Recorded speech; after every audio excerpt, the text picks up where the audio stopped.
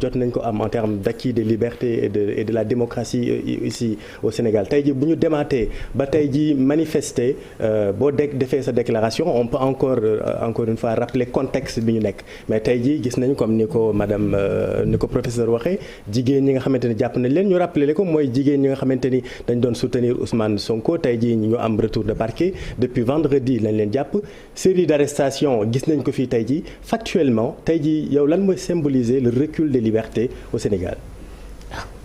Recul des libertés yi mooy d'abord boo xoolee tey boo génnee nga xool alkaati yi ni ñu baree tu as l'impression d'être dans un état policier il faut éviter ça man d'abord loolu moo may jëkk a frappé su ma ñëwee rond-point yi foo dem nga foog et puis nga gis kii kaar yi arrêté te je dis mais jaru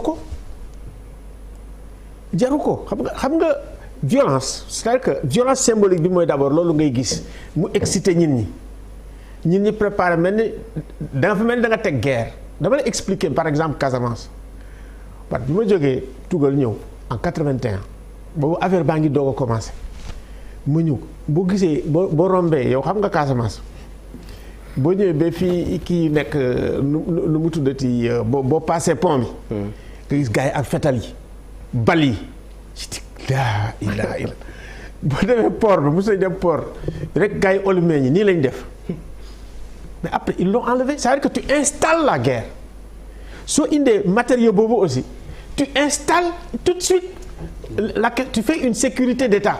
Oui. Et c'est trop fort donc benn il faut ñu bañ a jox l'impression que dañu am kii policier. de deux mooy brutalité policière yi. voilà dama tiit parce que lii dafa beesaat y a des gens yoo xam ne maa leen gis ñuy joxe ay témoignages ni dañu recevoir ay électrochoc maintenant ministre de l'intérieur suy publier su fekkee ne présomption de torture la doone am na ay espèces de société civile yu naan am na torture déedéet danga naan dégg naa ni loolu la convention des Nations Unies wax bu amee présomption rek damay ubbi enquête. c'est automatique. donc ma gisee loolu xam nga par exemple damay joone différence parce que des fois aussi tu vois boo deful différence doo sonn quand on a attaqué la police ak les violences policières Aly Ngouille Ndiaye daf ko gis ni damay ubbi enquête. ñi nga xam ne ñëpp fautif na dañ def mais doo protéger parce que kii nu mu tuddati torture c'est un crime international. foofu moo indi compétence universelle ça veut dire que pays yi signé convention yëpp boo génnee sax. ni damay dugg Nations Unies bu ñu nee ñun torturé na buñ ci douter rek. te ñun on a quand même une des meilleures polices du monde. Oui. Moi je vais à l'étranger on a parmi les meilleurs dañuy louer. Police qui a quand même démenti ces cas de torture au Sénégal. nga ni ma ni police. police du yem ci démentir day def enquête. bu defee enquête ni def nañ enquête bu fekkee ne am na ñuy soupçonné ak les trucs te enquête bi sax. mais justice moo ko war a def. présomption de culpabilité ci torture rek la am. parce que en temps de guerre sax accepté wuñu ko torture di am. donc y a loolu am na. ñaar mooy li Penda di wax man bi ma déggee affaire bi j'ai dit mais xanaa ñun léegi suñu état bi dafa kannasu. xam nga ay égout ak toilette li tax mu am ñu koy tëj mu nekk toilette fee. pour bañ affaire yi gilli mais quand tu ouvres les égouts tu ouvres loolu moo tax sutura bi am solo lool il y a des questions bu fekkee ne ci ñun ci suñu société mënoo ko porter. je le sais parce que moi je travaille sur le Mali il y a beaucoup de violences basées sur les genres. ak beaucoup de viols. mais ñun dañuy def pression pour que magistrats yi mais pour ñu juger. femme bu ñu violé rek problème la donc sexe tabou la. donc même niñ ci doxale nii pour man il faut que ñu def extrêmement attention parce que suñu société bi réaction bi ñun ñi am ak indignation bi ak colère bi ak traumatisme bi sax laay wax. gisuma ko woon ci yeneen événement yi.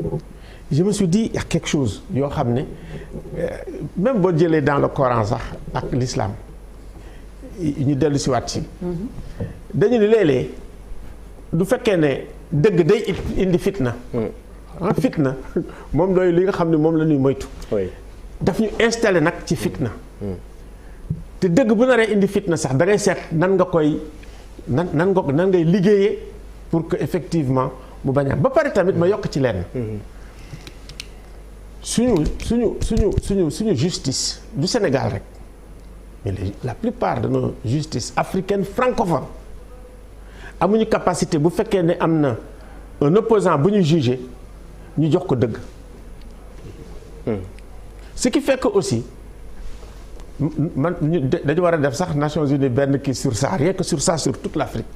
mais boo jëlee Afrique yëpp nga ci temps yi élection yi. jëlal Guinée-Bissau avant que président de la Cour suprême joxe affaire y avait presque 6 mois te d'accord woon ak CENI. nga jël Niamey nga xam ni sax ñoom amoon nañ Cour suprême bu baax. yàqu. Elle est décédée. Hein? La présidente du conseil constitutionnel. Du conseil constitutionnel. nga jël Bénin nga jël ça que tey boo xoolee da ngay tiit c'est vrai dañu am fii Sahel tu as les conflits sahéliens. D'autre part tu as ce que ñun ñuy wax les pathologies et les crises à la fois de la démocratie crise du suffrage universel partout même Niamey tey Niger. nga xam ne Youssoufou dafa accepter 2 mandats yi dem yoonam. tension bu métti moo fa am. ak ay guerre ak lépp. donc ñun Sénégal miroir lañ il faut ñu def très attention ni ko Penda boobu waxee te it il faut ñuy analyser benn affaire nga bay ma tuuti rek. allez-y. gis nga 66 bii nga xamee ne Senghor dafa tëj lépp. dafa indi 68 mais 68 moo indi 70 indi 74 ñu ouvert mënatul te kooku c'est une lutte nga xam ne ñun ñi dañ ko def ñeme dans la clandestinité jël ay risques donc génération 68 moo indi ñoom bàcc lii ak ñoo xam ne ñoo ñëw ci pouvoir nga jël 88 xam nga ndax vivre ngeen 88 moi je l'ai vécu pleinement couvre-feu sax ak état d'urgence man organisation naa si ay manifestation tu vois ak concert de casserole ba nga xam ni kii mënatu ci dara mu dem di négocier ak Wade dafay jëli Wade bërëbës Abdou Diouf yóbbu ko Popenguine di négocier ak moom noonu c'est moo tax il faut que ñu jël leçon yooyu donc génération bu ne il me semble que tey am na génération bu jóg peut-être que dans 10 ans 20 ans peut-être que demain ñoom ñooy jël nguur yi. mais lan moo tax ñu yegg si fii pour yow Alioune Tine. li tax ñu yegg si fii lenn la.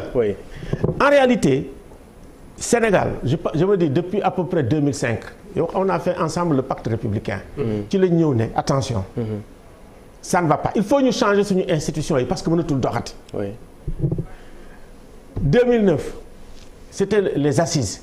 Donc c'était une réflexion collective globale avec beaucoup de dévouement de trucs génne ay kii yu leer pour ni pour suñu société bi mën a dem moom lay wax c'est-à-dire que transformation yi nga xam ne moom la ñu war a def.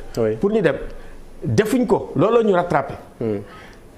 c'est-à-dire que on est dans un système totalement forclos c'est-à-dire un système qui est fatigué. qui mérite d'être changé. c'est à bout de souffle la ne.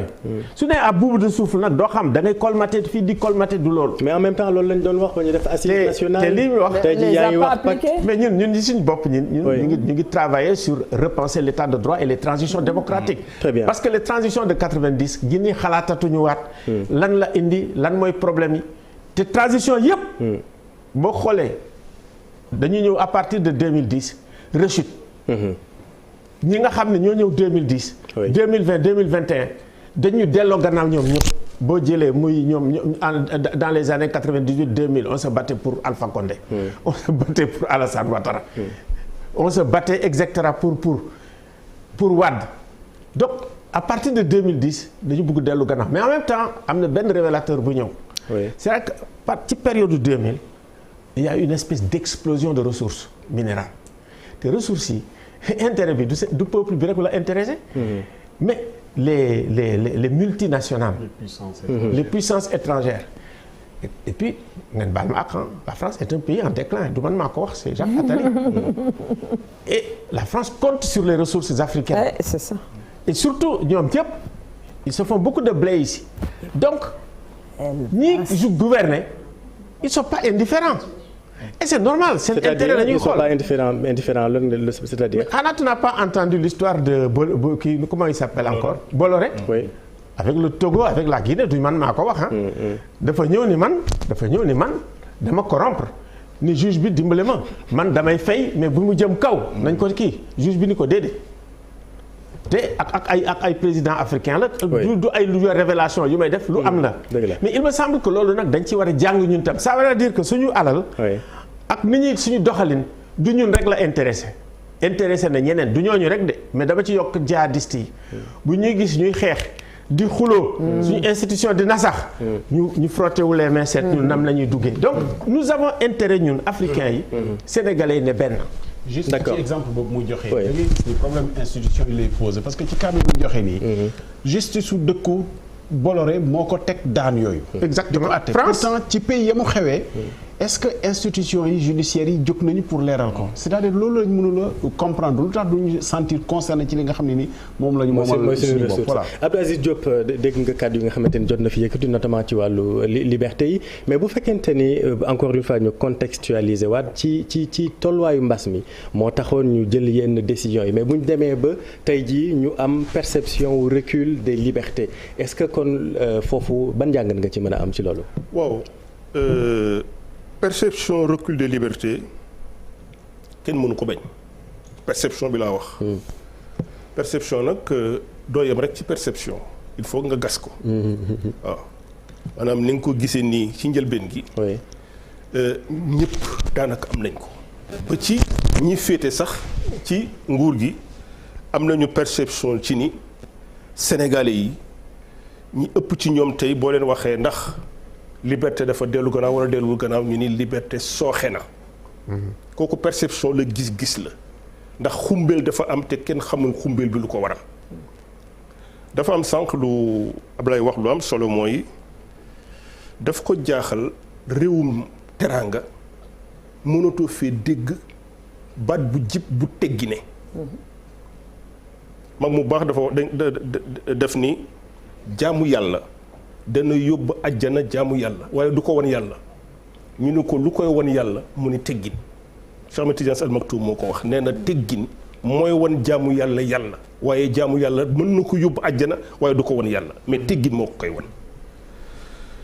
da ngay jaaxle ci réew moo xam ne nii fii ci taabal bi képp koo fi laaj loo doon danaan la jullit laa doon doomi jullit laa mënoon na am ñu bokk ak taabal bi koo xam ne nii. danaan la doomu catholique la chrétien la wala mu ni la maa ngi ci diine Moussa may laaj naan di wax ni naka la doomu jullit mën a sàggane ba li nga xam ne nii ki ko digal mooy boromam mu sàggane ko ba mënatul wax bu teggine perception boobu nga wax ñu am ci ni liberté yi dafa reculer ci li ko waral ci perception bi avant may jeexal ci balan moo ci sama xalaat man ndax reculer na war a reculer wu ci perception bi dafa am loo xam ne dafa am ñett yoo xam ne nii il faut que kii wax ñu mën ko ci atte te mu atte ci boppam gannaaw bi ko ci Souleymane atte Ablaye atte ko ci nga atte ko parce que yéen ay journaliste ngeen yéen a sañ nit bu waxee ba pare ngeen ni nañ ko relancer ndax d'accord ñu ci li mu wax ndax yéen da ngeen di def gëstu lu jiitu ngeen di dajale ñi war a waxtaan. ñett journaliste boo xam doomu Sénégal la di wuyoo jullit wala diine bu mu mën a doon war na ci àtte ki wax ba pare su ko dee relancer mu war balaa continuer moom mu relancer ko ci loolu mooy waaw moom soo àttee wax ji ci ngor. ngor mooy li mu séq ak penc mi. te war a wàccu moom est-ce que wax ji jaar na yoon. soo ko àttee wax ji ci diine ndax dafa mbubboo diine ndax diine nangu na ni mu waxee. soo ko àttee ci xam-xam moom li muy wax fu mu ko taataane jan daara la génne ku ko jàngal kan moo ko gàgganti ku ko sax ba mu waxee nii ñett yooyu il faut que ñu àtt ci ay wax dafa am koo xam ne nii moonu sàkk moonu moom man ci li ma gëm. bëgg a doon jullit xaw ma ndax moom la am déet mais moom laa bëgg a doon.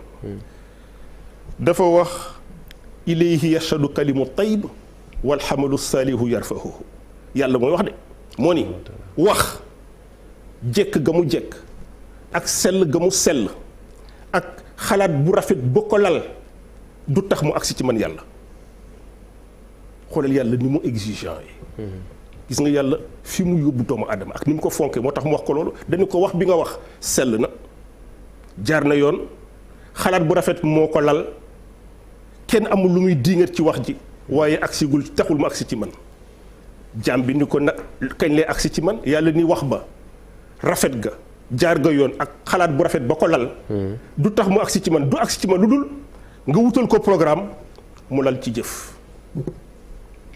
waaw damay laaj naka la doomu jullit bi xamee ni loolu la ko boromam wax ba pare mu sàggan ba waxuma sax ni teg na ko ci programme mu lalu ci jëf waaye rafetul sax far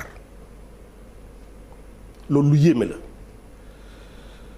boo gisee ma commencé foofu man ci sama taarixu bopp di taarix bu ñàkk fayda parce que du ma boroom xam-xam du ma kàngam Sénégal dafa am fu mu sooxe fi mu sooxe mooy dañuy fekk ku ferul iji ñu ni maftuhun alayhi la boo nee Cheikh Ahmad Bamba maftuhun alayhi la ñu nangul la ko boo nee Cheikh El Hadji Malick maftuhun alayhi la ñu nangul la ko boo nee Serigne Ndiassane maftuhun alayhi la ñu nangul la ko boo nee Maam Limaamu ak njabootam maftuhun alayhi ay maftuhun alayhim lañu ñu nangul la ko maftuhun alayhi moo ko xam ni koo xam ne ni kenn naatablewul xam-xamam léegi dañ nekk ci pénc moo xam ne nii ki sañ a wax mooy ki ferul ijji maftuhun alayhi moom toog sañatu la tax wax gis nga ñun dañ fi def opposition ñaar fukki at ak ñaar opposition boobu ku jéggoogu maa ngi ci ànd ak Penda soxna Penda mi toog àndi ceeg Alioune Tine mi toog àndi ceeg Thierno Bocoum ci ay moment mais opposition bi dafa am lu ñu ko ràññee woon li ñu ko ràññee woon mooy daanaka gisoo kenn ku yëkkati kàddu te du àttewu ci ngor ci diine ak ci xam-xam damay faral di wax léeg-léeg nit ni ma waaw Abdoul Aziz yow ni nga signé woon président Ablaye Wade ma ne ko déet ma ne ko déet signé ma président Ablaye Wade doxalin laa doon wax sama xalaat ci doxalin ba mu ni mais waaye yow ni nga signé woon président Ablaye Wade te police musoo faa dem dik musuñu laa woo musoo tëdd kaso waaw noo def ma ne ko dafa fekk ni